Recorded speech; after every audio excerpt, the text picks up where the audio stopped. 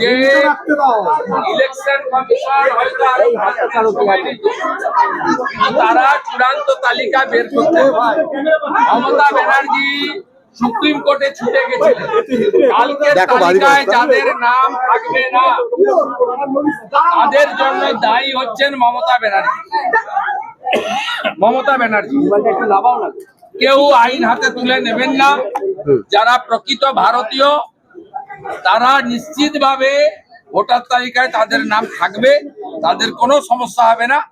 যে জটিলতা বা সমস্যা তৈরি হয়েছে বা করেছে এর জন্য দায়ী রাজ্যের মুখ্যমন্ত্রী মমতা বন্দ্যোপাধ্যায়।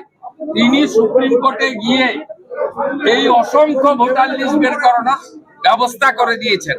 কালকে চূড়ান্ত লিস্ট, এরপরে 294টা বিধানসভা কেন্দ্রে 294টা সাপ্লিমেন্ট লিস্ট বেরোবে।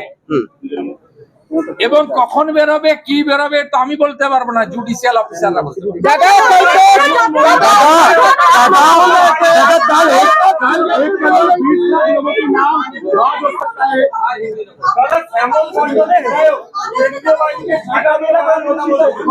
অনেকবারই কথা বলেছেন। আলা বাটি ভটি শ্যামল মন্ডল ওই পাঠশালারই ছাত্র, সে বলবে না।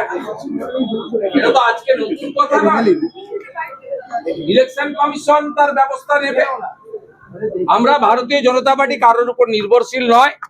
আমরা 19, 21, 24-এর নির্বাচনে 40% ভোট পেয়েছি। 2,30,00,000 ভোটারের বেশি, 58 লক্ষ এবং প্লাস 12 লক্ষ 70 লক্ষ নাম তো চলে গেছে অবৈধ ভোটার। বাকিটা ঝাড়াই বাছাই হবে। এবং এই মুহূর্তে তৃণমূল কংগ্রেসের সঙ্গে বিজেপির কোনো ভোটের গ্যাপ নেই, এটুকু আমি বলতে পারি।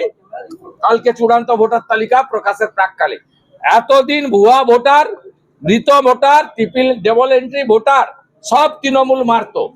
বিকেল বেলা ক্যামেরা বন্ধ করে তারা মারতো। এমনকি অবৈধ বাংলাদেশি অনুপ্রবেশকারী মুসলিমদের প্রত্যেকটা ভোট তৃণমূল কংগ্রেসের পক্ষে যেত।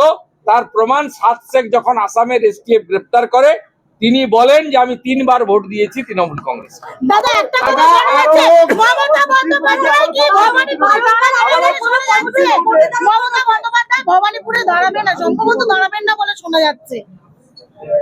দাঁড়াবে না মানে 44,000 তো আগেই গেছে।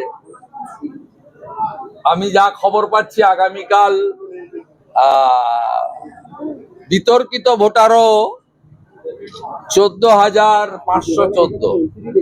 অতএব উনি জানেন কাদের ভোটে উনি জিতেছিলেন। ওটা তো বিজেপির জায়গা।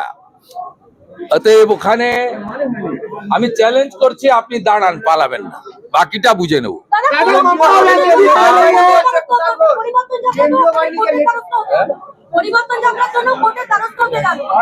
এই রাজ্যে ভোটে যাওয়ার ক্ষেত্রে বিজেপি রেকর্ড করেছে। আমি নিজে 106 বার। এই রাজ্যে অমিত শাহজির মতো, নীতিন নবীনজির মতো, রাজনাথ সিংজির মতো, জেপি নাড্ডাজির মতো, শিবরাজ সিং চৌহানজির মতো, দেবেন্দ্র ফাডনবিসজির মতো নেতাদের সভাতে অনুমতি দেওয়া হয় না। তাদেরকে কোর্টে গিয়ে পারমিশন আনতে হয়।